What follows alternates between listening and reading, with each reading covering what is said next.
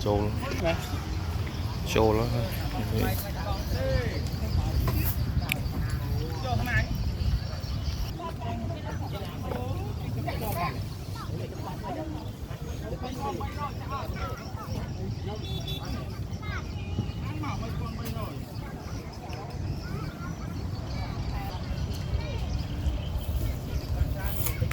cái lá thôm chiên mi cái này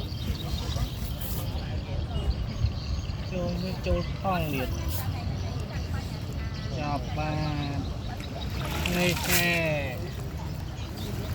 này cái gì rồi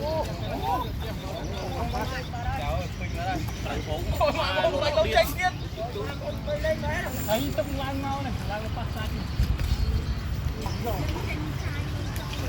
sang cái vào lốt đó